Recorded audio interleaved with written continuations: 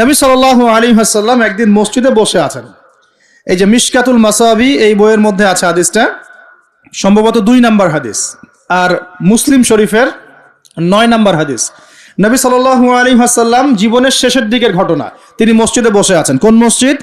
মসজিদ নববী। কোন মসজিদ? নববী। এখন একজন ব্যক্তি আসলেন।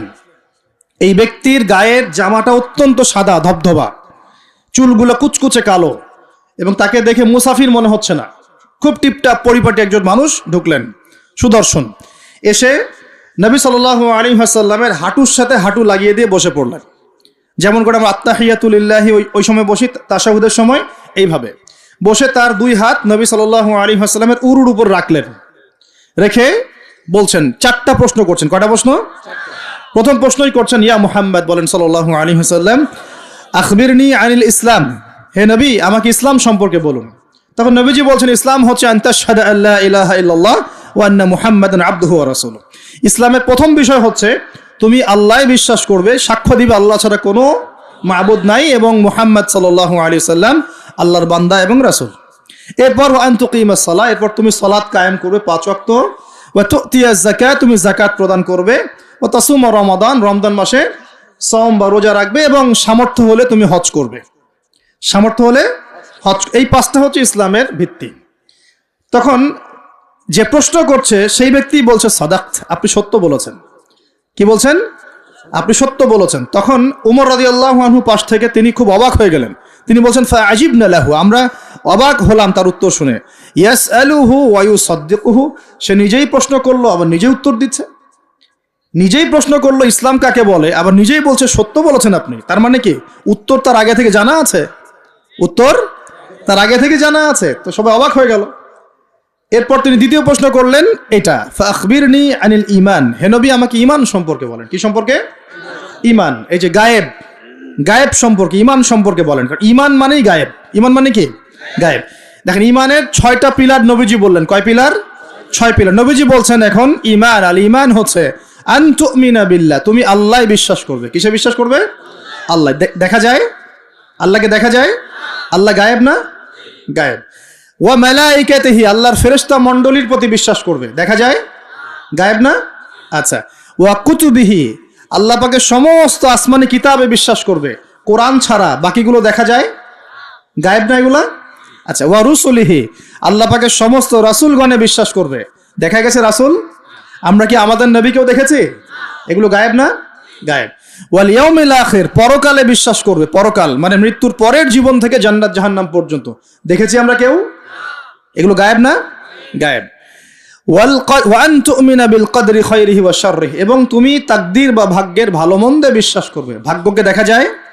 লাউহে মাহফুজ আল্লাহ পাক ভাগ্য লিখেছেন না? দেখা যায়? কেউ জানে আগামীকাল কি হবে? জানে না। এই যে ঈমানের 6টা পিলার, এই 6টা পিলারকে মুখে স্বীকার করতে হয়, মনে বিশ্বাস করতে হয়, কাজেও বাস্তবায়ন করতে হয়। এই 6টা পিলার কি চোখে দেখা যায়? মুত্তাকিদের বৈশিষ্ট্য কি? আল্লাযীনা ইউমিনুনা বিল গায়বি, এই যে 6টা গায়েব, এগুলোতে যারা বিশ্বাস করে তারা হলো মুমিন। তারা কি? সুবহানাল্লাহ। আচ্ছা, আর 2টা প্রশ্ন বলে সামনে যাই। তৃতীয় প্রশ্ন করলেন, আখবিরনি আনিল ইহসান, আমাকে ইহসান সম্পর্কে বলেন। তখন নবীজি বলছেন, ইহসান হচ্ছে আন তা'বুদাল্লাহা কাআন্নাকা তারাহ, তুমি এমন ভাবে আল্লাহর ইবাদত করবে যেন তুমি আল্লাহকে দেখতে পারছো। বলেন সুবহানাল্লাহ। আল্লাহকে দেখা যায়?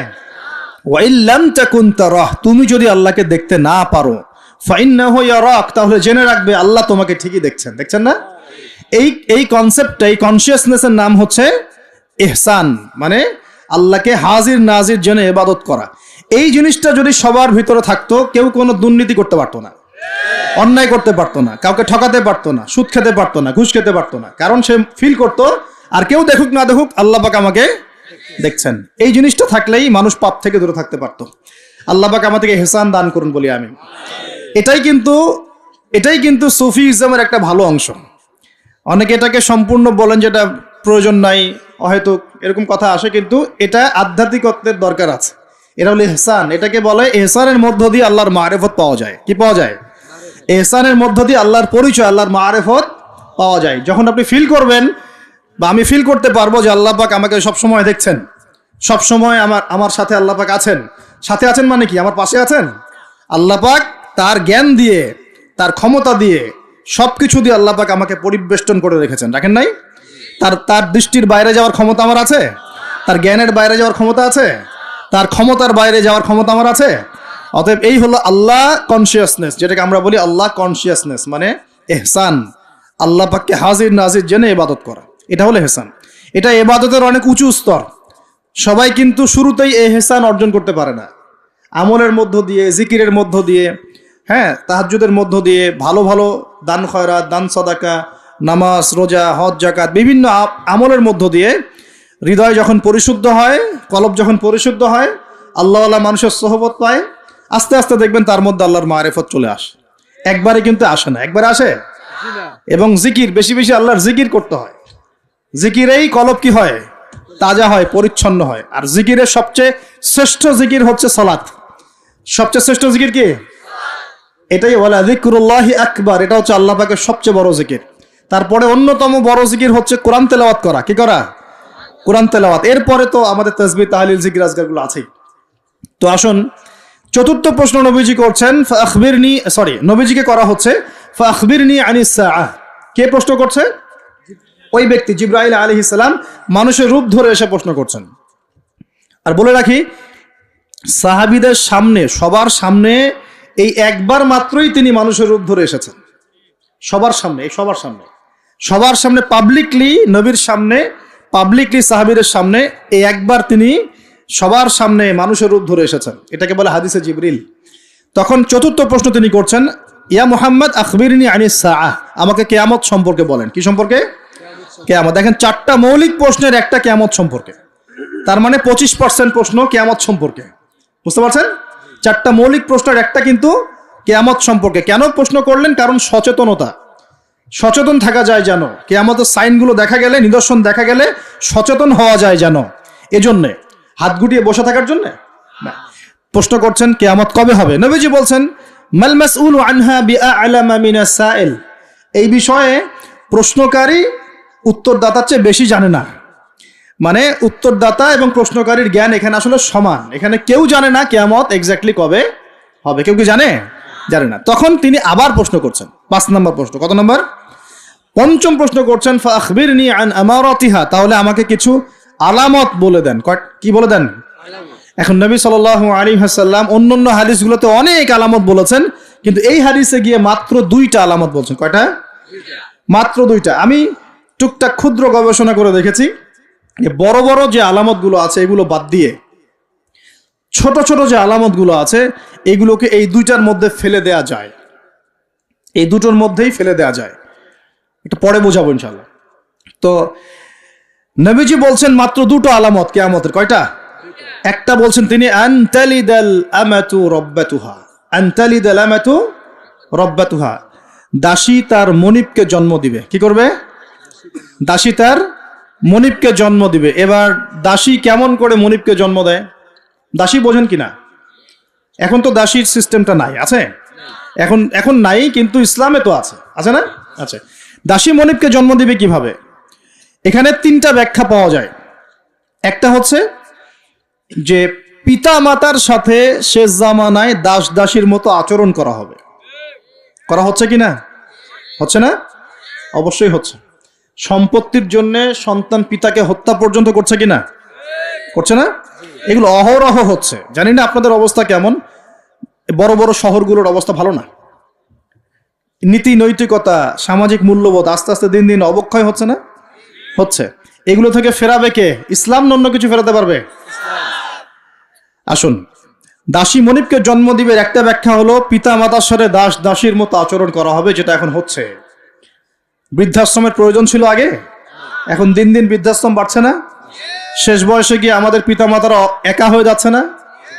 শাশুড়িকে দেখছে না, মাকে দেখছে না, কোন কোন ক্ষেত্রে স্ত্রীকে দেখছে, মাকে দেখছে না। কোন কোন ক্ষেত্রে দেখা যায় শাশুড়িকে দেখছে, নিজের মাকে দেখছে না। এমন হচ্ছে না? এগুলো হচ্ছে। আর বাবা যে সারা দিন সারা জীবন তাকে এই যে কোলে পিঠে করে মানুষ করলো, শেষ বয়সে সেই বাবাকে আজকে বৃদ্ধাশ্রমে থাকতে হচ্ছে না? অনেক উচ্চশিক্ষিত মানুষের বাবাও বৃদ্ধাশ্রমে থাকে, আছে না? তাহলে কোন শিক্ষা দিলাম সন্তানকে? শেষ বয়সে পিতাকেই দেখে না। এটা এখনকার চলমান একটা বড় ফিতনা। আমরা এই হাদিসটা স্মরণ রাখবো। নবীজি বলেছেন সেই ব্যক্তি ধ্বংস হয়ে যাক। কোন ব্যক্তি ধ্বংস হয়ে যাক? কার জন্য নবী বদদুয়া করলেন? যে ব্যক্তি তার পিতামাতাকে পেয়েছে কিন্তু পিতামাতাকে পেয়েও তার খেদমত করে জান্নাত লাভ করতে পারলো না, এই ব্যক্তি ধ্বংস হয়ে যাক। বলেন নাউজুবিল্লাহ। যাদের পিতামাতা আছে অবশ্যই খেদমত করবেন। ওয়ালা তাকুল লাহুমা উফফিন ওয়ালা তানহারহুমা, তাদেরকে বিরক্ত হয়ে উফ শব্দটাও বলা যাবে না এবং ধমকের সুরে কথা বলা যাবে না, বরং বলতে হবে ওয়াকুর রাব্বির হামহুমা কামা রাব্বায়ানি সগীরা, এই দোয়া করতে হবে। যাদের পিতামাতা নাই তারা জানে পিতামাতা চলে যাওয়ার কি কষ্ট, তাই না? তাই না? যাদের আছে তারা বুঝি না। আর বিশ্বাস করেন পিতামাতার খেদমত করলে যে কোনো গুনাহ মাফ হয়ে যাবে ইনশাআল্লাহ তাআলা। আর যে কোনো বিপদ আপদ বলা মুসিবত থেকে আল্লাহ বাঁচাবে ইনশাআল্লাহ। এক সাহাবী এসে ক্রন্দন করছেন, কাঁদছেন, ইয়া রাসূলুল্লাহ আমি অনেক বড় গুনাহ করে ফেলেছি, অনেক বড় গুনাহ করে ফেলেছি। নবীজি বলছেন বাসায় চলে যাও, বাসায় চলে যাও, তোমার মায়ের সেবা করো, গুনাহ মাফ হয়ে যাবে ইনশাআল্লাহ। তিনি জিজ্ঞাসা করলেন না কি গুনাহ করেছো, জিজ্ঞাসা করলেন না কি গুনাহ করেছো, তিনি বলছেন আমি অনেক বড় গুনাহ করেছি। নবীজি বললেন বাসায় চলে যাও, আল্লাহর কাছে ক্ষমা চাও, মায়ের খেদমত করো, গুনাহ মাফ হয়ে যাবে ইনশাআল্লাহ। এরকম ঘটনা আরেকটা ঘটেছিল। তখন নবীজি বলেছিলেন বাসায় যাও, তোমার পিতামাতার খেদমত করো, গুনাহ মাফ হবে। তখন সেই সাহাবী বলছিলেন আমার তো মা বেঁচে নাই, আমার তো মা বেঁচে নাই। তখন নবীজি বলছেন খালা বেঁচে আছে কিনা? খালা বেঁচে আছে, খালার সেবা করো। খালার সেবা করে কয়জন? খালার খোঁজ খবর নেয় কয়জন? এই বিষয়গুলো খেয়াল রাখবেন। যদি আপনি আমি চাই, এটা একটা হাদিস, যদি আপনি আমি চাই, পছন্দ করি যে আল্লাহ পাক আমাকে বেহিসাব রিজিক দান করুক, চাই না আমরা? রিজিক মানে সম্মান, জ্ঞান, খাবার, কাপড়, বাসস্থান, রিজিক, সবকিছু রিজিক। আমাদের সবকিছু রিজিক, জ্ঞানও আমাদের রিজিক, রিজিক না? সুস্থতা রিজিক না? খাবার, কাপড় চোপড়, বাসস্থান, সন্তান সন্ততি, স্ত্রী সন্তান, এগুলো কি রিজিক না? যদি আপনি চান রিজিক প্রশস্ত হোক তাহলে একটা কাজ করবেন, একটা কাজ, সেই কাজটা হচ্ছে আত্মীয়তার সম্পর্ক বজায় রাখবেন। কি করবেন? আত্মীয়তার সম্পর্ক বজায় রাখবেন। আত্মীয়তার সম্পর্ক বজায় রাখার জন্য কিছু মৌসুম আসে, যেমন রমজান মাস একটা মৌসুম। এই রমজান মাসে নিজে খাবেন, আত্মীয়দেরকে হাদিয়া দিবেন, তাদের বাসায় রমজানের বাজার পৌঁছে দিবেন, ঈদের হাদিয়া পৌঁছে দিবেন, আত্মীয়তার সম্পর্ক জোড়া লাগবে। কোন কোন ক্ষেত্রে মাহফিলে দান করার চাইতে নিকট আত্মীয় পরিবারের পিছনে খরচ করলে বেশি নেকি হয়। বিশ্বাস করলেন না? মনে করতে পারে এটা তো আল্লাহর রাস্তায় ব্যয়, এর চেয়ে কি বড় ব্যয় হতে পারে? হ্যাঁ হতে পারে। সবচেয়ে উত্তম ব্যয় হচ্ছে আপনার পরিবারের পিছনে ব্যয়। হালাল টাকা থেকে, হালাল উপার্জন থেকে যে ব্যয়টা আপনি পরিবারের পিছনে করেন, এটা সর্বশ্রেষ্ঠ ব্যয়। আর আত্মীয়দেরকে দান খয়রাত করলে বা তাদেরকে হাদিয়া দিলে দুইটা বেনিফিট, একটা হলো দানের তো নেকি পাবেনই আপনি, আবার আত্মীয়তার সম্পর্ক রক্ষার নেকি পাবেন। যখন আল্লাহ পাক সমস্ত সৃষ্টি করলেন মহাবিশ্বের, আর বিশ্বাস করেন প্রত্যেকটা সৃষ্টির কিন্তু প্রাণ আছে, বিশ্বাস করেন না? আকাশেরও জীবন আছে, এই মাটিরও জীবন আছে, পাহাড়ের জীবন আছে, সমুদ্রের জীবন আছে, সবকিছুর জীবন আছে। ওই সায়েন্স আমাদেরকে যেটা শেখায় এটা জীব, এটা জড়, এই সংজ্ঞা ঠিক না, এই সংজ্ঞা ঠিক না। তখন আল্লাহ পাক বলছেন যে শোনো, তোমার ব্যাপারে আমার ফয়সালা এবং ওয়াদা হচ্ছে যে তোমাকে টিকিয়ে রাখবে, যে তোমাকে টিকিয়ে রাখবে আমি তার ব্যাপারে খুব রহম হব, দয়ালু হব ইনশাআল্লাহ। আর যে তোমাকে নষ্ট করে ফেলবে তার সাথে আমি সম্পর্ক নষ্ট করে ফেলবো। আত্মীয়তার সম্পর্ক খুব ইম্পর্টেন্ট। তো রিজিক যদি প্রশস্ত হতে চান তাহলে অবশ্যই আত্মীয়তার সম্পর্ক বজায় রাখবে, ঠিক আছে? আল্লাহ তৌফিক দান করুন, আমিন। আর শেষ জামানায় তো ভাই বাবা ছেলের সাথে দূরত্ব, মা ছেলের সাথে দূরত্ব, ভাই ভাইকে দেখতে পারে না। আমরা তো সালামও দিই এখন হিসেব করে, দল দেখে সালাম দেই, হ্যাঁ, মানুষ দেখে সালাম দেই, এবং আমার তরিকার কিনা, আমার দলের কিনা, আমার মাযহাবের কিনা, আমার সংগঠনের কিনা, এগুলো দেখে দেখে সালাম দেয়, তাই না? প্রিয় ভাইরা, এটাও কিয়ামতের লক্ষণ। বিশ্বাস করলেন না? আখিরুজ্জামানে হাদিসের মধ্যে স্পষ্ট আসছে কিয়ামতের আগে আগে সালাম মানুষ বেছে বেছে দেওয়া শুরু করবে। কি বলা নাই, সবই বলা আছে। কিয়ামতের আগে আগে মানুষ সালাম বেছে বেছে দেওয়া শুরু করবে, আর মসজিদগুলো হবে চাকচিক্যময়, হেদায়েত উঠে যাবে, মসজিদের মধ্যে শোরগোল বেড়ে যাবে, হট্টগোল বেড়ে যাবে। হচ্ছে না এগুলা? এমনও কঠিন হাদিস আছে যে মানুষ নামাজ পড়বে কিন্তু মুসল্লিদের মধ্যে একজন প্রকৃত মুমিন খুঁজে পাওয়া যাবে না। বলেন নাউজুবিল্লাহ। বহু মানুষ নামাজ পড়ছে, সুদ খাচ্ছে না? নামাজ পড়েও নামাজ থেকে বের হয়ে আবার মাদকাসক্ত হচ্ছে না? রোজা ইফতার খুলেই তো সিগারেটে হাত দিচ্ছে না? দিচ্ছে না? নামাজ পড়েও জেনা করছে না মানুষ, নামাজ পড়েও গার্লফ্রেন্ডের সাথে সম্পর্ক রাখছে না, নামাজ পড়েও এদিকে পর্নোগ্রাফি দেখছে না। নামাজ তো সমস্ত পাপ থেকে মানুষকে দূরে রাখার কথা। যখন নামাজ পড়েও আমরা কবিরা গুনাহ করছি, মানে নামাজ তো কবুল হচ্ছে না, হয়তোবা নামাজ সেরকম হচ্ছে না যেমনটা হওয়া উচিত ছিল। অতএব এই হাদিসটাও ঠিক আছে যে নামাজ পড়বে মানুষ, কিন্তু প্রকৃত মুমিন ব্যক্তি খুঁজে পাওয়া যাবে না, এটা ঠিক আছে হাদিস। এখন আসুন, একটা ব্যাখ্যা হতে পারে দাসী মনিবকে জন্ম দেওয়ার, যে পিতা মাতার সাথে দাস দাসীর মতো আচরণ করা হবে। আরেকটা ব্যাখ্যা কি হতে পারে? আরেকটা ব্যাখ্যা হচ্ছে সত্যি সত্যি দাসী মনিবকে জন্ম দিতে পারে। কিভাবে? এটা এই বিশ্ব না আসলে আমরা ব্যাখ্যা করতে পারতাম না। কিরকম করে জানেন? মনে করেন সিঙ্গাপুর একটা কান্ট্রি, কি কান্ট্রির নাম? সিঙ্গাপুর। ওখানে মেয়েরা খুব first lane of life lead করে। ওদের সন্তান নেয়ার সময় নাই, সন্তান জন্ম দেওয়ার ফুরসত নাই। সন্তান জন্ম দিব, বিয়ে শাদী করবো, একদম অনেক ঝামেলার কাজ। কেরিয়ার আছে সামনে, না কেরিয়ার, নিজের পায়ে দাঁড়াতে হবে, চাকরি বাকরি, অনেক কাজ। তখন তারা কি করে? দরিদ্র কান্ট্রি থেকে কিছু মেয়েদেরকে হায়ার করে। দরিদ্র কান্ট্রি ধরেন শ্রীলঙ্কা, ইন্দোনেশিয়া, হ্যাঁ, বা সাউথ এশিয়ান কিছু কিছু কান্ট্রি থাকতে পারে। দরিদ্র কান্ট্রি থেকে মেয়েদেরকে হায়ার করে নিয়ে ওই মেয়ের গর্ভাশয়, যেটা আমরা বলি গর্ভাশয়, এখানে ওই পুরুষের শুক্রাণুকে ইনজেক্ট করে প্রযুক্তির মাধ্যমে শুক্রাণু ডিম্বাণু মিলন ঘটায়। ঘটানোর পর এই মেয়ের ভিতরে বাচ্চা আস্তে আস্তে বয়স, খুব ভালো মন্দ খাওয়ানো হয় এই মেয়েটা যে গর্ভধারণ করছে, একে খুব ভালো মন্দ খাওয়ানো হয়, ফ্রেশ খাবার, ফ্রেশ পানি। 9 মাস পর বাচ্চাকে যখন সে খালাস করে, তখন এই বাচ্চাকে তারা নিয়ে নেয়, বিনিময়ে এই মেয়েটাকে পারিশ্রমিক দেওয়া হয়, ডলার, $10,000, $20,000 দিয়ে ওকে খালাস, চলে গেল। এখন এই যে সন্তানটা জন্ম হলো, এই সন্তানটা হচ্ছে মনিবের, আর এই যে দাসী তার মনিবকে জন্ম দিয়ে চলে গেল। দেখলেন বাস্তবতা এটা এসেছে, এটা বাস্তবে এসেছে। এরকম পশ্চিমের কিছু কিছু কান্ট্রিতে এই সিস্টেমে বাচ্চা নেওয়া হয়। এখন শুনলে অবাক হয়ে যাবেন, আমাদের মাথায় তো নাই এগুলো, অবাক তো হবেনি। যেটা আমাদের কাছে অস্বাভাবিক, অবাক হবেন না? এভাবে দাসী মনিবকে জন্ম দিচ্ছে এই যুগে। আরেকটা ব্যাখ্যা, এটা আমার কাছে সবচেয়ে প্রিয় ব্যাখ্যা আর কি, সেটা হলো দাসী মনিবকে জন্ম দেওয়ার ব্যাখ্যা এক্সটেন্ডেড ওলামায়ে কেরাম করেছেন যে সে জামানায় গিয়ে সমাজে ন্যায় অন্যায়, সত্য মিথ্যা, হালাল হারাম, এই যে মানদণ্ডটা আছে, এটা উল্টে যাবে আর কি। বুঝতে পারছেন না মনে হয়? ন্যায় হবে অন্যায়, অন্যায় হবে ন্যায়, হালাল হয়ে যাবে হারাম, হারাম হয়ে যাবে হালাল, সত্য হয়ে যাবে মিথ্যা, মিথ্যা হবে সত্য। এগুলো হচ্ছে কিনা? সবচেয়ে মিথ্যাবাদী ব্যক্তিকে সমাজে মানুষ বলছে সত্যবাদী ব্যক্তি। সবচেয়ে যে করাপ্টেড মানুষ, তাকে বলা হচ্ছে আমানতদার ব্যক্তি। যার চরিত্র সবচেয়ে খারাপ, বলা হচ্ছে একদম পবিত্র চরিত্র। হ্যাঁ, একজন মদখোর মানুষ, তাকে বলা হচ্ছে খুব সম্মানী মানুষ। হ্যাঁ, একজন বেনামাজি মানুষ, কোনোদিন মসজিদের ধার কাছেও আসে না, তাকে বলা হচ্ছে খুব উন্নত চরিত্রের মানুষ, খুব ভালো মানুষ।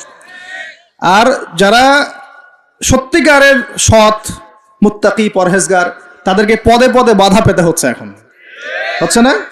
মানুষ হালালকে হারাম করে নিচ্ছে। যেমন মদকে মানুষ আগে হারাম মনে করতো, আস্তে আস্তে এখন মাশাআল্লাহ, আস্তাগফিরুল্লাহ, এটা হালাল করে নেওয়া হচ্ছে। হালাল করে নেওয়া হচ্ছে না? মাঝে মাঝে পত্রিকা কিছু রিপোর্ট দেখি, রিপোর্টগুলো দেখলে আসলে কষ্ট হয়। একটা মদের ব্র্যান্ডের নাম দিয়ে বলছে যে এই বছর তারা মদ বিক্রি করে 4,500 কোটি টাকা আর্ন করেছে। কি খুশি, কি খুশির কথা! এবং এতে করে বড় অঙ্কের রাজস্ব আমরা পেয়েছি। বাপ রে বাপ, কি একটা প্রোগ্রেস! এই হারামের টাকা না ঢুকলে মনে হয় রাষ্ট্র নষ্টই হয়ে যেত, ভাবটা এমন। হ্যাঁ, এবছর সুদের মধ্য দিয়ে প্রোগ্রেস হয়েছে আমাদের এত কোটি টাকা, শাবাশ! এই তো মুসলমান নাকি? তো এখন যেগুলো হালাল ছিল সেগুলোকে মানুষ আস্তে আস্তে হারাম করছে, আর হারামগুলোকে আবার হালাল করে নিচ্ছে কিনা। দেখেন তো কত পার্সেন্ট মানুষ পরিপূর্ণ সুদমুক্ত জীবনযাপন করতে পারে। এই যে সুদ থেকে দূরে থাকার পরেও মাঝে মাঝে মেসেজ আসে, দেখবেন যে আপনার এই ব্যালেন্সে 92 পয়েন্ট এত টাকা ইন্টারেস্ট দেওয়া হয়েছে। আসে না? খাবেন না, জোর করে খাওয়াবে। নবী সাল্লাল্লাহু আলাইহি ওয়াসাল্লাম এটাই বলছেন শেষ জামানা সম্পর্কে। ওই জামানায় সুদের ব্যাপক প্রচলন ঘটবে, এবং যে ব্যক্তি এখান থেকে দূরে থাকতে চাইবে তার গায়েও সুদের ছিটাফোঁটা গিয়ে লাগবে। এটা লাগছে কিনা? এখন লাগছে। এটা কেমন পাপ? আল্লাহ নবী বলছেন এটা মায়ের সাথে জেনা করার মতো পাপ। এটা কেমন পাপ? আল্লাহ বলছেন আল্লাহ এবং তার রাসূলের সাথে যুদ্ধ করার মতো পাপ। নবীজি বুখারীর হাদিসে বলছেন 1 দিরহাম সুদ খেলে 36 বার জেনা করার গুনাহ হয়। এটা এমন পাপ। এর ফলশ্রুতিতে সমাজের এক শ্রেণীর মানুষ ধনী হয়, আর এক শ্রেণীর মানুষ আস্তে আস্তে গরিব হয়। সমাজটাকে বড় করে দেখলে দেখবেন বিশ্বে এক শ্রেণীর মানুষ ধনী হয়েছে, এক শ্রেণীর মানুষ গরিব হয়েছে। এটা সুদের ফলাফল। আস্তে আস্তে এর ধ্বংস অনিবার্য, কোনো উপায় নাই। এবং যারা দরিদ্র, ব্যক্তিগতভাবে দরিদ্র, সোশ্যালি দরিদ্র বা রাষ্ট্রগতভাবে দরিদ্র, এদের অবস্থা খারাপ। সুদের বেড়া জালে ফেলে এদের রক্ত চুষে সম্পদ নিয়ে নেবে, এটাই ওদের প্ল্যান, মাস্টার প্ল্যান। এবং যখন সুদের মধ্যে একটা জাতি পড়ে যায়, এর পুরো ব্লেম সবার উপরে চলে আসে, সবাই সুদের আন্ডারে চলে আসবে। সবার শ্রম থেকে এবং রক্ত মাংস ঘাম থেকে এই টাকা পরিশোধ করতে হবে। আপনারা হয়তো ইকোনমিক্স কতটুকু বোঝেন আমি জানি না, আর এগুলো ওয়াজ মাহফিলে বলার মতোও বিষয় নয়। ওয়ার্ল্ডে যারা ইকোনমিক বিষয়গুলো ডিল করে, এরা সুদ ছাড়া কোনো লোন আপনাকে দিবে না, বিনা সুদে কোনো লোন আপনাকে দিবে না। এখন এই সুদটার লোনটা আপনাকে শোধ করতে হবে না? সুদের লোন শোধ করতে হলে আপনাকে জনগণের শ্রম থেকেই সুদটা শোধ করতে হবে, অথবা আপনাকে আপনার নিজের রাষ্ট্রের প্রবৃদ্ধি বাড়িয়ে ওই টাকাটা শোধ করতে হবে। যেভাবেই হোক শোধ করতে হবে। তখন সবার উপরে সেই ব্লেমটা চলে আসবে, আসবে কি না? এখান থেকে বের হওয়াও খুব কঠিন। এখন বের হওয়া খুব কঠিন। আল্লাহ পাক আমাদের জন্য সহজ করুন, দোয়া করে। কঠিন তবে অসম্ভব নয়, কঠিন তবে অসম্ভব নয়। দান সৎকা বাড়াতে হবে, জাকাতগুলো প্রদান করার সিস্টেম তৈরি করতে হবে। ওসর দিবেন, গবাদি পশুর জাকাত দিবেন, এবং অপচয় কমাবেন, দুর্নীতি কমাবেন।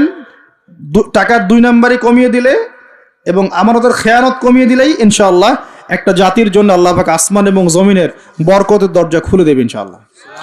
আল্লাহ ওয়াদা করেছেন। এটা এইভাবে সলভ হওয়া সম্ভব। পরে বলবো কিছু কথা ইনশাআল্লাহ। তো এখানে আমার কাছে এই ব্যাখ্যাটা বেশি পছন্দ। নবীজিকে বলছেন কিয়ামতের সাইন বলেন, কিছু সাইন বলেন। নবীজি বলছেন দাসী মনিবকে জন্ম দিবে, তার অন্যতম ব্যাখ্যা হলো শেষ জামানায় হক বাতিল, ন্যায় অন্যায়, সত্য মিথ্যার মানদণ্ড উল্টে যাবে। এটা হয়েছে কি না? আরেকটা সাইন তিনি বলেছেন, এটা ভালো করে শোনেন।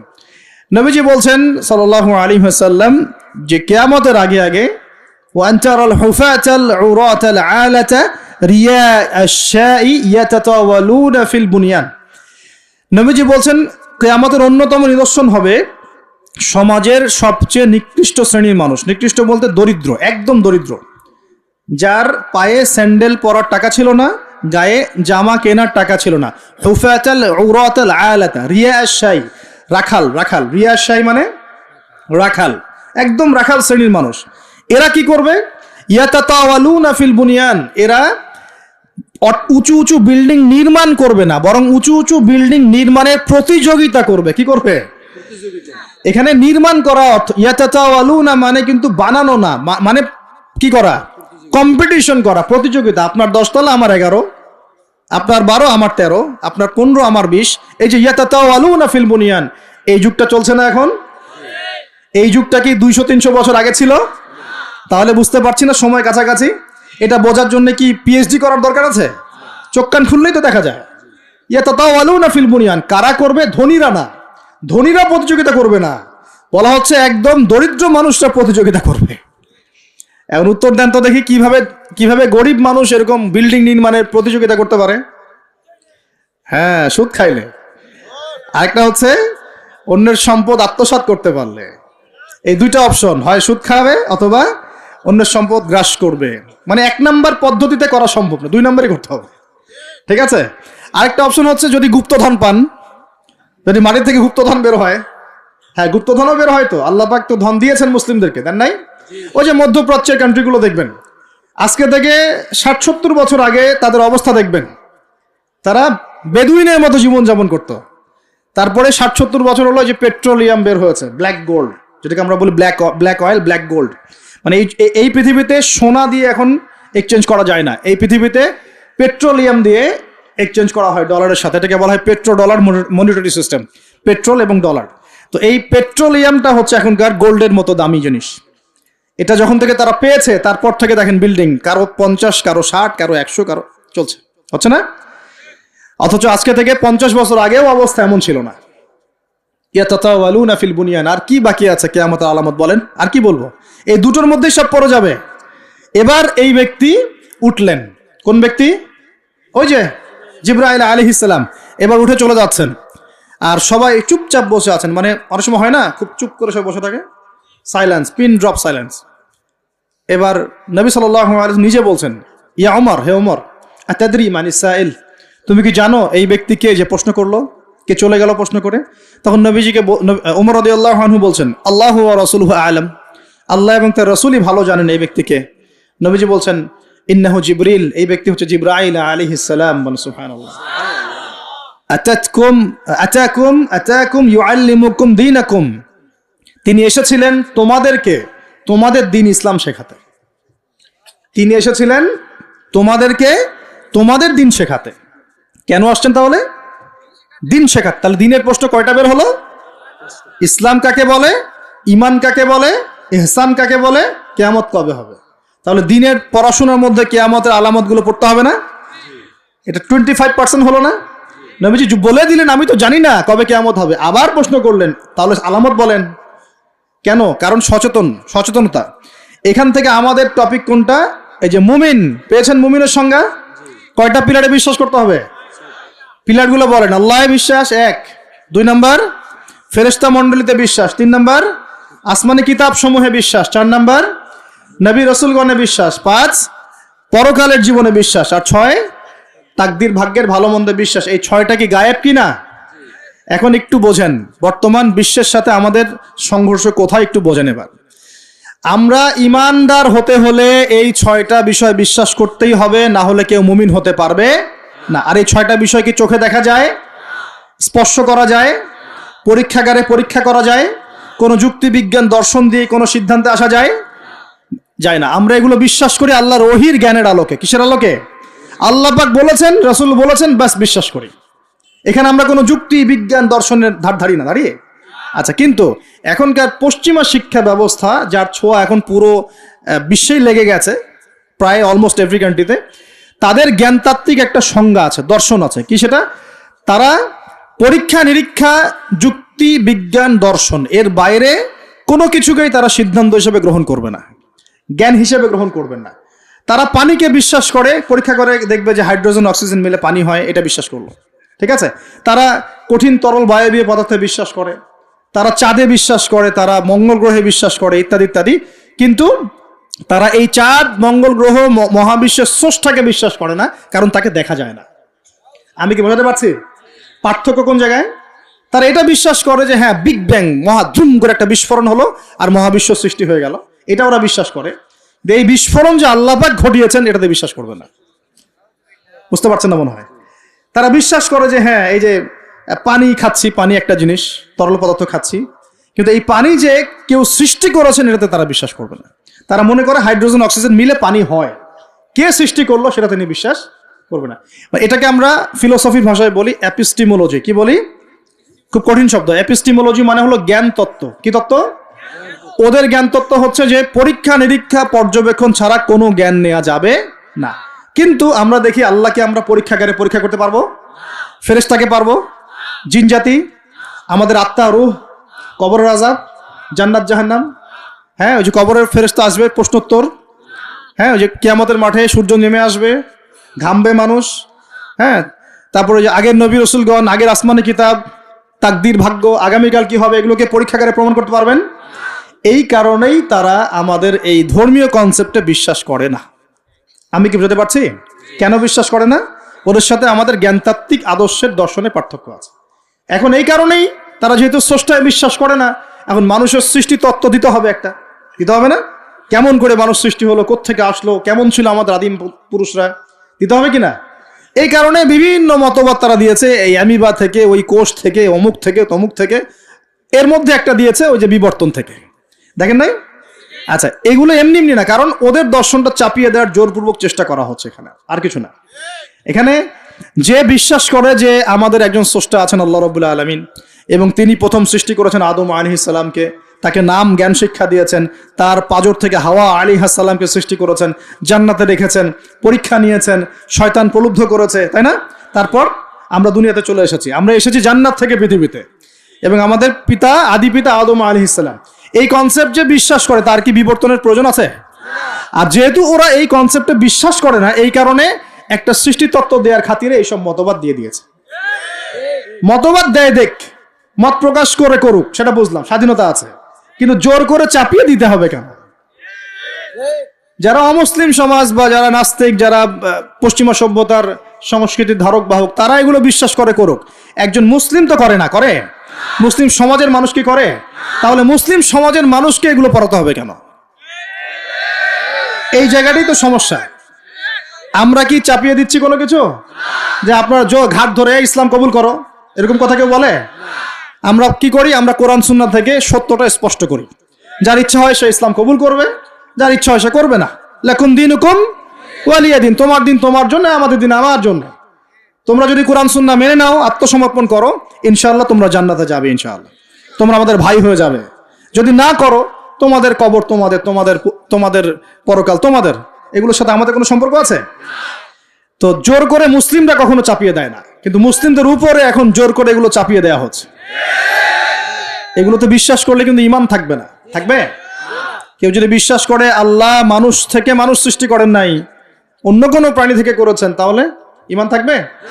কোরআনে শত শত আয়াত আছে, ওয়াল্লামা আদামাল আসমাআ কুল্লাহা, আমি আদমকে সমস্ত নাম শিক্ষা দিয়েছি।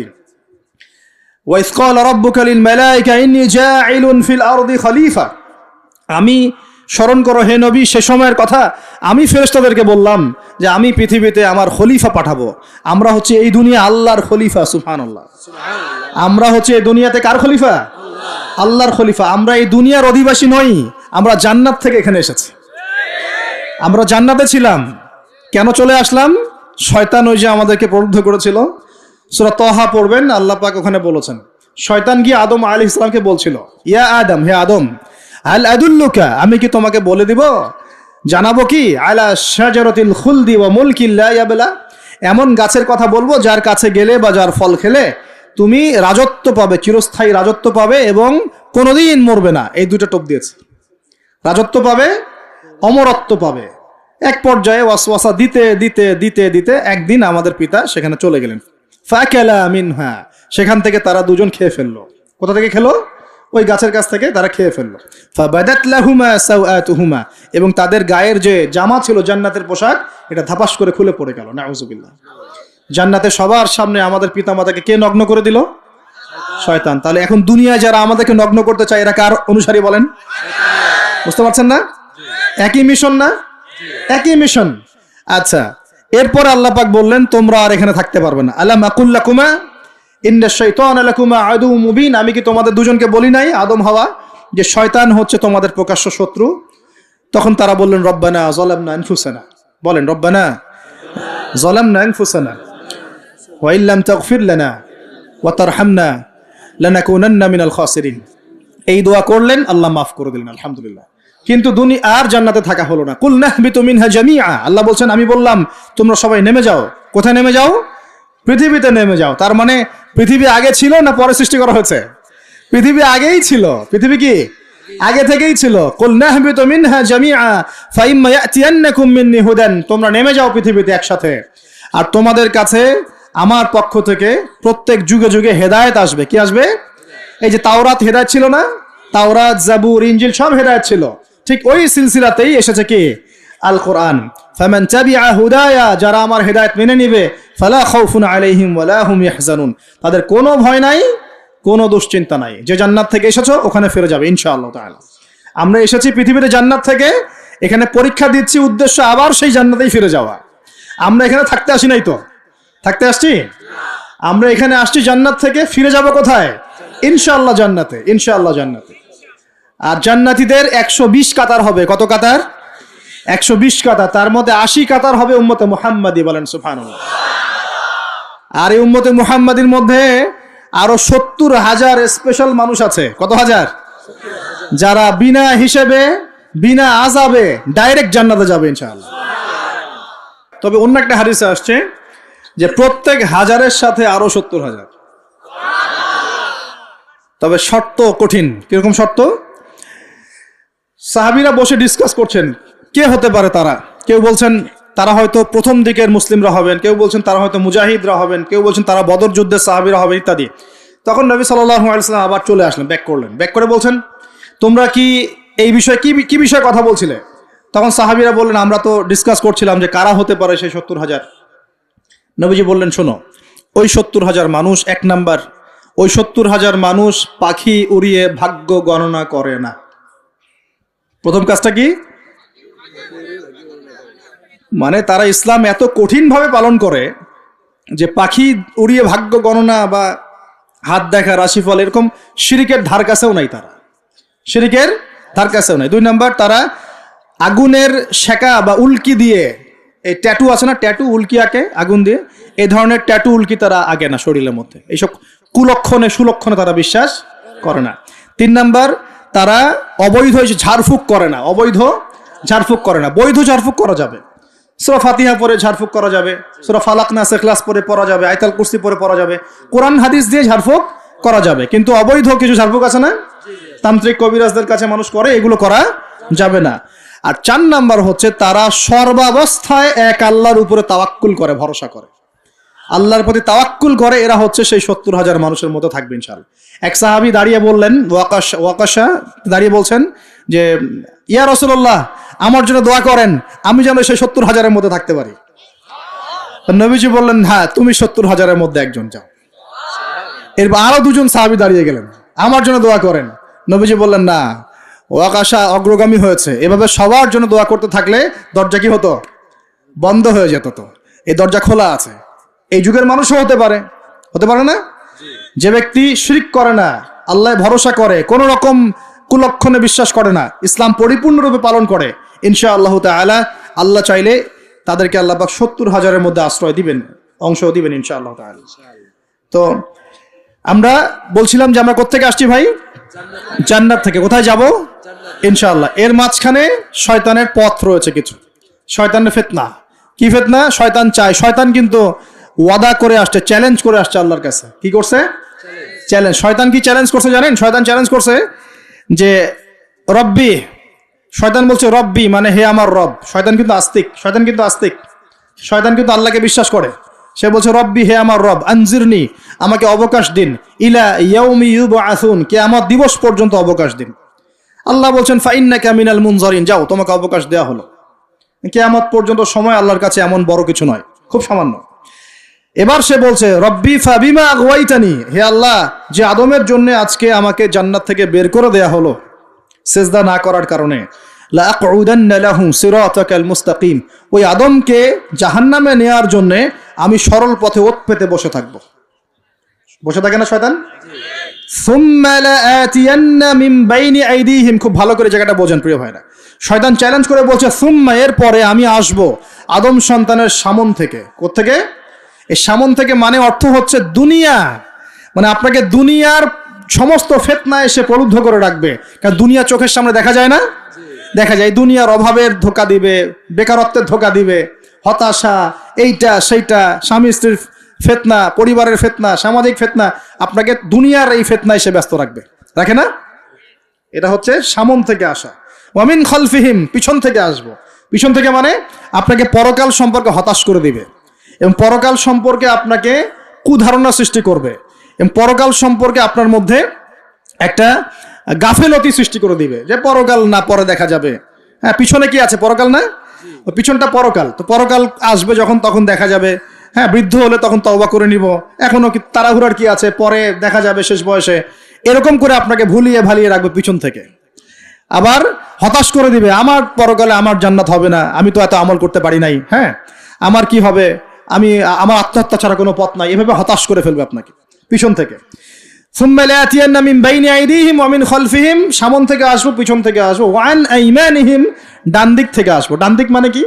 এটার ব্যাখ্যাও চমৎকার। ডান দিক মানে কি? আমরা বলি না ডান পক্ষ খুব ভালো মনে করি না? ডান পক্ষ ভালো, ডান দিকটা ভালো, শুভ মনে করি তো। ডান দিক হচ্ছে আপনাকে নেক্সট সুরতে সে ধোকায় ফেলবে। ডান দিক মানে কি? নেক্সট সুরতে ধোকায় ফেলবে। মনে কর ডান দিক মানে ভালো, মানে আপনি নামাজ পড়ছেন কিন্তু নামাজের মধ্যে শিরক ঢুকাই দিবে। মানুষ দেখতেছে ভালো করে নামাজ পড়ি, নামাজ যাকাত দিচ্ছেন, দান সৎকার করছেন, মনের মধ্যে রিয়া ঢুকাই দেবে, ভালো কাজই তো করছে, ঠিক আছে? মানে হ্যাঁ, এটাও ঠিক।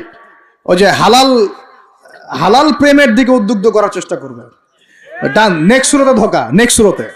হ্যাঁ, নেক্সট মানে আলেম হয়েছে মানুষ, সবাই একদম বড় বক্তা আলেম সব বলছে, মনের মধ্যে অহংকার, নেক্সট সুরতে ধোকা, ঠিক আছে?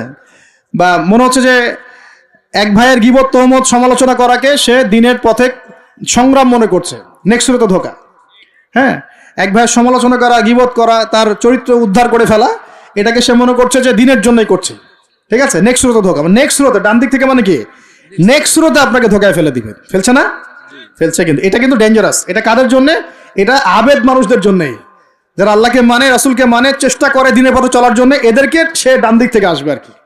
মানে আমাদের ক্ষেত্রে আল্লাহ পাক হেফাজত করুন বলি আমিন। আর চতুর্থটা হলো ওয়ান শামাইলিহিম, ওদের বাম দিক থেকে আসবো। এটা কেমন? এটা হচ্ছে ফাসেক জালেম শ্রেণীর মানুষ যারা, তাদের সামনে মদ, জুয়া, জেনা সবকিছু উন্মুক্ত করে দিবে, এগুলোর পিছনে ছোট এখন। তো এইভাবে চতুর্দিক থেকে শয়তান আসবে এবং বলবে, আল্লাহকে বলেছে ওয়ালা তাজিদু আকসারহুম শাকিরিন, আল্লাহ আপনি বেশিরভাগ আদম সন্তানকেই শুকরগুজার পাবেন না। এটা কি বাস্তব না? এখন বেশিরভাগ মুসলিম নামাজ পড়ে না? পড়ে না? বেশিরভাগ মুসলিম যাকাত দেয় কি দেয় না? রমজান মাস আসছে দেখবেন বেশিরভাগই অনেকেই রোজা রাখবে না, আছে না? রমজান মাসে মানুষ বেপরদায় চলছে না? রোজা রেখেও মানুষ মাপে কম দিবে না? নামাজ পড়ে ওষুধ খাচ্ছে না? মানে বেশিরভাগ মানুষ কিন্তু সত্যি সত্যি আল্লাহর পথে নাই। এই পৃথিবীতে বেশিরভাগ মানুষ বলছে আল্লাহর সন্তান আছে, নাউজুবিল্লাহ। খ্রিস্টানরা বলছে না আল্লাহর সন্তান আছে? তো বেশিরভাগ মানুষকে আমি পথভ্রষ্ট করে ছাড়বো, শয়তান কিন্তু বলে গেছে, এবং সেটা কিন্তু বাস্তব হচ্ছেও। আল্লাহ পাক অন্য সূরায় বলেছেন ওয়া কালিলুম মিন ইবাদিয়াশ শাকুর, আমার শুকরগুজার বান্দা খুব কম হবে। কি হবে? কম হবে। হাদিসের মধ্যেও আসছে যে তোমরা ৭৩ দলে ভাগ হয়ে যাবে। কত দল? তার মধ্যে একটা মাত্র দল জান্নাতে যাবে। কয়টা দল? মা আনা আলাইহি ওয়া আসহাবি, আমি যার উপরে আছি, আমার সাহাবীরা যার উপরে আছেন। তো বুঝতে পারছি যে জাহান্নামে বেশিরভাগ মানুষই যাবে, অল্প মানুষই জান্নাতে যাবে। তবে জান্নাতীদের মধ্যে বেশিরভাগ হবে উম্মতে মুহাম্মাদের মধ্যে ইনশাআল্লাহ তাআলা। আর তবে সুসংবাদ আছে। সুসংবাদ কি? আল্লাহ রাব্বুল আলামিন আমাদের নবীজিকে একটা ওয়াদা করেছেন, এটা গিফট, হাদিয়া দিয়েছেন। কিরকম হাদিয়া? আমাদের নবীজিকে আল্লাহ পাক বলেছেন, হে মুহাম্মদ সাল্লাল্লাহু আলাইহি ওয়াসাল্লাম, তোমার উম্মতের মধ্যে কোনো ব্যক্তি যদি আসমান জমিনের সমান গুনাহ করে কিন্তু তার আমল নামায় শিরকের কোনো পাপ থাকে না, শিরকের কোনো গুনাহ নাই, আমি তার সামনে আসমান জমিন সমান ক্ষমা নিয়ে হাজির হব ইনশাআল্লাহ। মানে যে ব্যক্তি লা ইলাহা ইল্লাল্লাহ মন থেকে পড়েছে, আমল করার চেষ্টা করেছে, শিরক থেকে বেঁচে থাকার চেষ্টা করেছে, ইনশাআল্লাহ একদিন না একদিন সে জান্নাতে যাবেই যাবে ইনশাআল্লাহ। এটা তো খুশির কথা আমাদের জন্য। আল্লাহ পাক আমাদেরকে তাওহীদপন্থী বানাক এবং শিরক থেকে বাঁচিয়ে রাখুন, দোয়া করুন। এখন মুমিনের সংজ্ঞা তো বুঝলেন, এই সমস্ত গায়েবে আমরা বিশ্বাস করি বলেই আমরা কি মুমিন। এই মুমিনদেরকে আল্লাহ পাক বলছেন ইত্তাকুল্লাহ, তোমরা আল্লাহকে ভয় করো। কি করো? আর মুমিন হলেই মুত্তাকি হওয়া যাচ্ছে না। মুমিনদেরকে আল্লাহ পাক বলছেন যে আল্লাহকে ভয় করো। আল্লাহকে ভয় করার মানে কি? এক কথায় আমি একটা অ্যান্সার দিচ্ছি। সূরা হাশরে চলে যান। কোন সূরা? সূরা হাশর। এই সূরার 7 নম্বর আয়াত। কত নম্বর? আল্লাহ পাক বলছেন ওয়ামা আতাকুমুর রাসূলু ফাখুযুহ, রাসূলুল্লাহ সাল্লাল্লাহু আলাইহি ওয়াসাল্লাম তোমাদেরকে যা যা দিয়েছেন সব গ্রহণ করে নাও। রাসূল যা যা দিয়েছেন গ্রহণ করে নাও। ওয়ামা নাহাকুম আনহু ফান্তাহু, রাসূল যা যা নিষেধ করেছেন ছেড়ে দাও। সোজা কথা, রাসূল যা যা নিষেধ করেছেন ছেড়ে দাও। এই একটা মূলনীতি মেনে চলতে পারলেই মানুষ মুত্তাকি হয়ে যাবে ইনশাআল্লাহ। এত বেশি কথার দরকার নাই। এই একটা মূলনীতি যে রাসূল যা যা দিয়েছেন নিয়ে নাও, রাসূল যা থেকে নিষেধ করেছেন ছেড়ে দাও, ইনশাআল্লাহ তোমরা সফল হয়ে যাবে, মুত্তাকি হয়ে যাবে। রাসূল কি দিয়েছেন একটু গুছাই দিই আপনাকে। এই যে ঘুমাবো আমরা, আচ্ছা শুরু করি আপনার চেহারা। রাসূল কি আমাদেরকে ক্লিন শেভ চেহারা দিয়েছেন? হ্যাঁ, আজকে এক ভাই আমাকে টেক্সট করলো, কোথায় জানি বাংলাদেশের বাধ্যতামূলক করা হয়েছে একটা প্রতিষ্ঠানে ভর্তি হতে হলে ক্লিন শেভ করতে হবে। তো চিন্তা করেন কিভাবে ফোর্স করা হচ্ছে। এভাবে তো বলতে পারতেন যে যার ইচ্ছা হয় সে শেভ করবে, যার ইচ্ছা হয় সে দাড়ি রাখবে। এটা চাপিয়ে দেওয়া হলো না? হলো? এটা চাপিয়ে দেওয়া হলো না? আমরা যদি বলি যার ইচ্ছা হয় সে শেভ করবে, যার ইচ্ছা হয় সে দাড়ি রাখবে, এটা কি চাপিয়ে দেওয়া হলো? এটা কি দাড়ি রাখা চাপিয়ে দিলাম? কিন্তু তারা বলছে দাড়ি শেভ না করলে ভর্তি হওয়া যাবে না। চাপিয়ে দিল না? ধ্বংস হোক এদের। কি হোক এদের? ধ্বংস হোক। আল্লাহ পাক ধ্বংস করুক এদেরকে। যারা নবীর সুন্নতকে এভাবে জবাই করে এদেরকে ধ্বংস করুক আল্লাহ পাক। একটা মানুষ একা একা করে একটা জিনিস, একা একা সে করে, একা একা সে নিজের আমল মনে করে, তার কাছে মনে হয়, সে মনে করে হ্যাঁ এটা একটা গুনার কাজ করছি, এক সময় ছেড়ে দিব ইনশাআল্লাহ, মনে করেন এমন মানুষ, এদেরকে আল্লাহ পাক মাফ করে দিবেন ইনশাআল্লাহ। এই মানুষগুলোকে আল্লাহ মাফ করে দিবে ইনশাল্লাহ। আমি আল্লাহকে চিনি, আমার কাছে মনে হয় আমি আল্লাহকে চিনি। একজন মানুষ মনে করে একটা শেভ করতেছে, কিন্তু তার মনে হয় যে না, আসলে শেভ করাটা খারাপ কাজ, এটা খারাপ কাজ, এটা আসলে আমি বাধ্য হয়ে করছি বা করতে হচ্ছে, ইনশাল্লাহ আমি আর একটু বড় হলে ছেড়ে দিব। ইনশাআল্লাহ আল্লাহ চাইলে তাকে মাফ করে দিবে ইনশাআল্লাহ। আর একজন এটাকে করতে বাধ্য করছে, না এটা করতেই হবে, রাখা যাবে না সুন্নত, এটা কাটতে হবে, শেভ করতে হবে, এ মাফ পাবে না ইনশাআল্লাহ তাআলা, ইল্লা মাশাআল্লাহ, ইল্লা মাশাআল্লাহ। তো চাপিয়ে দেওয়া খুব খারাপ জিনিস। কেন চাপিয়ে দিবেন আপনি? কেন চাপিয়ে দিবেন? আর একজন পুরুষের সৌন্দর্যই তো হচ্ছে দাড়ি। আমি তো আফসোস করি যে দাড়ি নাই চেহারায়, কত আফসোস করি যে মানুষ, আপনাদের দাড়ি দেখলে আমার হিংসা হয়, ঈর্ষা হয়। এটা ঈর্ষা, হিংসা না, এটা কি ঈর্ষা। গাল ভর্তি দাড়ি থাকবে, দেখে কত চমৎকার লাগে, মাশাআল্লাহ। আমাদের নবী সাল্লাল্লাহু আলাইহি ওয়াসাল্লামের চেয়ে কোনো হ্যান্ডসাম পুরুষ আছে? ছিল কখনো? নবী সাল্লাল্লাহু আলাইহি ওয়াসাল্লামের দাড়িগুলো এত সুন্দর ছিল, দাড়ি দিয়ে খুশবু বের হতো, সুবহানাল্লাহ।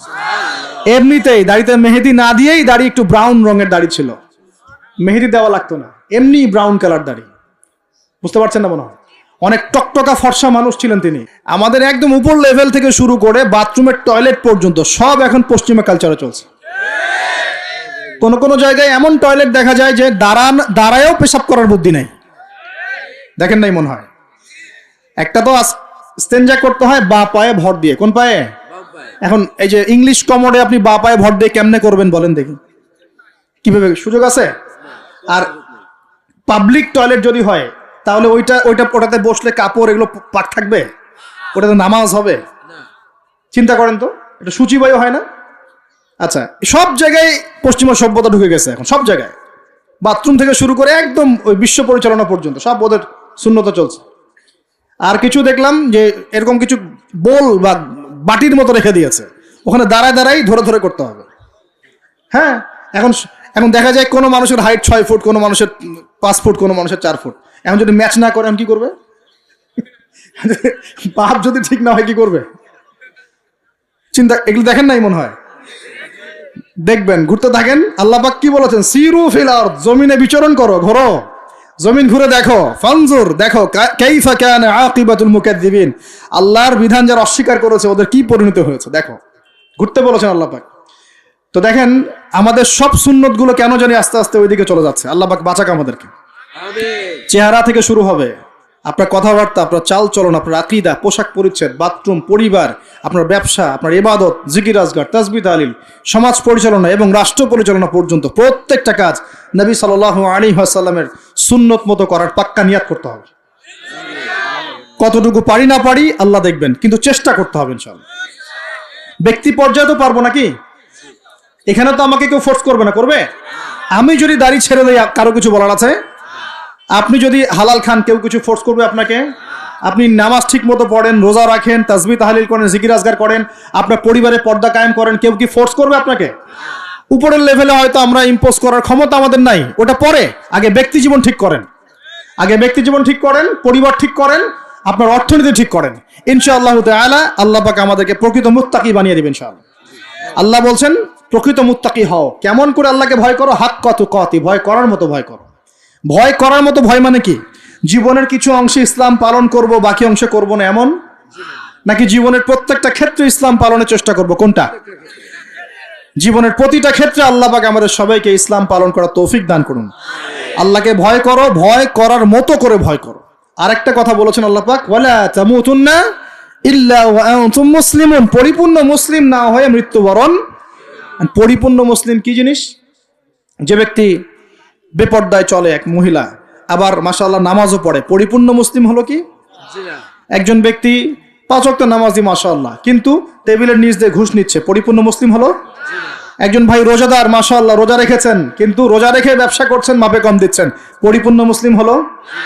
একজন যুবক আল্লাহর জন্য কাজ করছে মাশাআল্লাহ, আবার এদিকে হারাম সম্পর্কে লিপ্ত, পরিপূর্ণ মুসলিম হলো কি?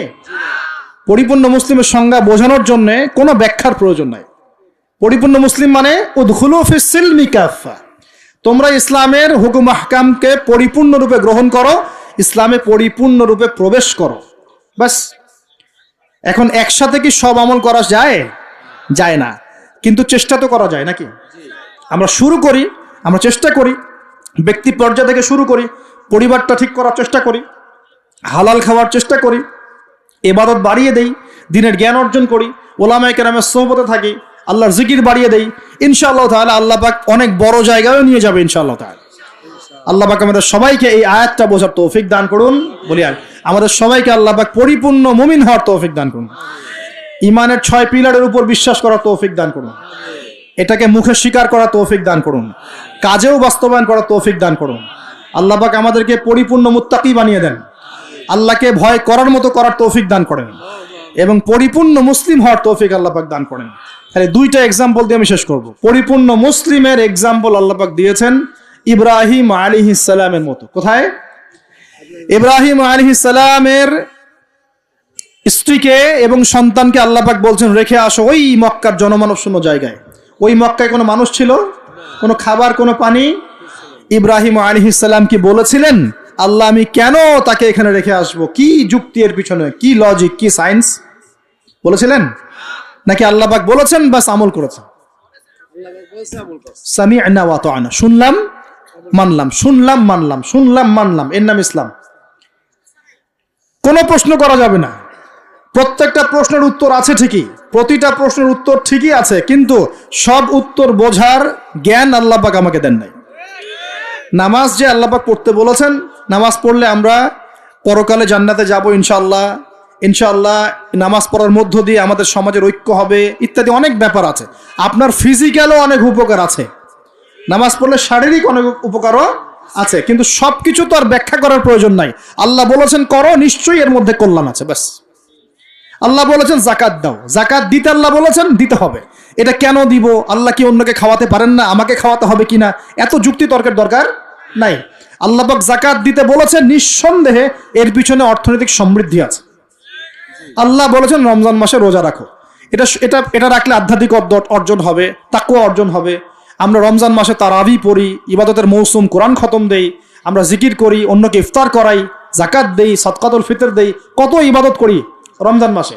আল্লাহ পাক করতে বলেছেন, এর পিছনে আরো অনেক কল্যাণ আছে, হয়তো আমরা জানি না। আমার শরীরে হয়তো এমন অনেক সমস্যা হতো যেটা রমজান মাসে রোজা রাখার ফলে শরীর ঠিক হয়ে গেছে, হবে না? এই ওযু করি, আমরা ওযু করি পবিত্রতা অর্জন করার জন্য, নামাজের জন্য, কিন্তু এই ওযু করার বদৌলতে অনেক ভাইরাস ব্যাকটেরিয়া থেকে আল্লাহ আমাদেরকে বাঁচান না? সব কিছুর পিছনে কোনো না কোনো কারণ আছে, সব কারণ হয়তো আমার জানা নাই। এই জন্য আল্লাহ পাক বলেছেন সামি'না আতা'না, এর নাম মুসলিম। শুনলাম মানলাম, এর নাম মুসলিম। সব এত প্রশ্ন করা যাবে না, ওইটা কেন, এইটা কেন, পর্দা কেন, এই যুগে পর্দা কেন, ইসলামের চোরের হাত কাটার বিধান কেন? কেন হাত কাটার বিধান? এই এলাকায় যদি একটা চোরকে সবার সামনে হাত কেটে দেয় কেউ, এলাকায় চুরি বাড়বে না কমবে? কি মনে হয় আপনাদের? আর যদি তাকে বিভিন্ন ফাঁক ফোকরে বের করে দেন, ছেড়ে দেন, চুরি আরো বাড়বে না কমবে? আরো বাড়বে, আরো বাড়বে। ও দেখবে যে ধর্ষণ করলে কোনো শাস্তি নাই, আরো করব। মদ খাইলে কোনো শাস্তি নেই, আরো খাবো। চুরি করলে কোনো শাস্তি হয় না, আরো করব। বাস এই তো বাড়তেই আছে দিন দিন এগুলা। আর যদি সবার সামনে ধরে একটা ধর্ষককে ফাঁসি দিয়ে দেন, আর ভয়ে কেউ ধর্ষণ করার চেষ্টা করবে না। আল্লাহ পাকের বিধান প্রতিটাই কল্যাণকর। এখন মানুষকে এগুলো বোঝাতে হয়। আফসোস, কিছু মানুষ বলে ভাই সব জায়গায় ধর্ম টেনে আনবেন না। সব জায়গায় ধর্ম টেনে আনবো না মানে কি? সব জায়গায় আপনার মন গড়া বিধান টেনে আনবেন না, সব জায়গায় ধর্ম ঠিকই চলবে। আমাদের এটা কি শুধু ধর্ম না, জীবন ব্যবস্থা? জীবন ব্যবস্থা কি পুরো জীবন কেন্দ্রিক হয় না? এখানে ব্যক্তি জীবনের হেদায়েত নাই, এখানে পারিবারিক হেদায়েত নাই, অর্থনৈতিক হেদায়েত নাই, সামাজিক হেদায়েত নাই। তাহলে সব জায়গায় ইসলাম চলবে না কেন? কেন চলবে না? এটাই হলো আমাদের এখনকার বিশ্বের চ্যালেঞ্জ। এই জায়গায় সবাইকে আবার পরিপূর্ণ মুসলিম হওয়ার তৌফিক আল্লাহ পাক দান করুন বলি আমি। আরেকটা এক্সাম্পল দিব। হ্যাঁ, সন্তানকে কুরবানি করতে বলেছেন আল্লাহ পাক, মনে আছে? ইব্রাহিম আলাইহিস সালামকে বলেছিলেন কেন এই ছোট্ট বাচ্চাটাকে হত্যা করব, জবাই করব? আল্লাহ পাকের হুকুম এসেছে, চোখ বন্ধ করে পালন করতে গিয়েছে। আল্লাহ পাক তো চান নাই যে সন্তানকে হত্যা করা হোক। আল্লাহ পাক পরীক্ষা নিয়েছেন, আল্লাহ পরীক্ষা নিয়েছেন। ওই স্মৃতি কিয়ামত পর্যন্ত মানুষ ঈদুল আজহায় পালন করে না? শুধুমাত্র ওই স্মৃতির ফলে দেখবেন কোটি কোটি মিলিয়ন মিলিয়ন মানুষের পেটের মধ্যে খাবার যায়। ওই যে কুরবানি দেয়, খেয়াল করে দেখবেন, তাই না? কোটি কোটি মানুষ সেই গোশত খায় না? একটা ঘটনাকে দিয়ে আল্লাহ রাব্বুল আলামিন কিয়ামত পর্যন্ত মিলিয়ন বিলিয়ন মানুষকে খাওয়ানোর ব্যবস্থা করেছেন। এটাই একমাত্র ব্যাখ্যা নয়, আমি জাস্ট একটা ব্যাখ্যা করলাম, আরো অনেক ব্যাখ্যা আছে। এটা একটা পরীক্ষা। আল্লাহ রাব্বুল আলামিনের প্রতিটা বিধানই মানবতার কল্যাণে। চোখ বন্ধ করে বিশ্বাস করলে সে মুসলিম। আল্লাহ পাক এটাই বলছেন, ওয়ালা তামুতুন্না, ভুলেও মৃত্যুবরণ করো না। ওয়ালা তামুতুন্না, ভুলেও মৃত্যুবরণ করো না। ইল্লা ওয়া আনতুম মুসলিমুন, পরিপূর্ণরূপে ইসলাম কবুল না করে, আত্মসমর্পণ না করে ভুলেও মৃত্যুবরণ করো না। মৃত্যু কবে আসবে জানি? তাহলে কি অপেক্ষায় বসে থাকবো, নাকি এই সুযোগ থাকতেই পরিপূর্ণ মুসলিম হব? কোনটা? খালি একটা কাজ করতে হবে, আল্লাহ রাসূল যা দিয়েছেন তা গ্রহণ করব, যা ছাড়তে বলেছেন ছেড়ে দেবো ইনশাআল্লাহ। কোরআনে যা আছে আমল করার চেষ্টা করব, যা নাই ছেড়ে দেবো ইনশাআল্লাহ। যদি দেখা যায় বাধ্য হয়ে আমি পাপে লিপ্ত হয়ে যাচ্ছি, হতাশ হবেন না, তওবা করে আবার ফিরে আসবেন। পথ চলতে গিয়ে হোঁচট খেয়েছেন, ভালো পথে চলছেন কিন্তু হোঁচট খেয়েছেন, হতাশ হবেন না, ওযু করবেন, নামাজ পড়ে আবার তওবা করবেন ইনশাআল্লাহ। যতবার পাপ হবে ততবার তওবা করবেন ইনশাআল্লাহ। আল্লাহ পাক আমাদের চেষ্টা দেখবেন ইনশাআল্লাহ। আমল দিয়ে কেউ জান্নাতে যাবে না, আমল দিয়ে কেউ জান্নাতে যেতে পারবে না। আল্লাহ পাক যাকে রহম করবেন, দয়া করবেন, শুধু সে ব্যক্তি জান্নাতে যাবে ইনশাআল্লাহ। আর ইনশাআল্লাহ যদি আমরা চেষ্টা করি, মন থেকে 100% চেষ্টা করি, ইনশাআল্লাহ আল্লাহ পাক ওই চেষ্টার ওসিলায় হলেও আমাদেরকে মাফ করে দেবেন ইনশাআল্লাহ। আমরা আশাবাদী আল্লাহ পাক আমাদের সবাইকে ক্ষমা করবেন ইনশাআল্লাহ তাআলা। আমরা শিরক করব না, বেদাতি আমলে যাব না, হারাম খাবো না, আল্লাহর হুকুম আহকামের বিরুদ্ধাচরণ করব না, এবং নবীর সুন্নত মেনে চলার চেষ্টা করবো ইনশাআল্লাহ তাআলা। আল্লাহ পাক এই ওসিলায় আমাদের সবার গুনাহগুলোকে মাফ করে দেন। আমরা দোয়া করি আল্লাহ পাক সবাইকে যেন পরিপূর্ণ মুসলিম হওয়ার তৌফিক দান করেন, নামাজি বানিয়ে দেন, আসন্ন রমজানে 30টা রোজা সুস্থতার সাথে রাখার তৌফিক দান করেন।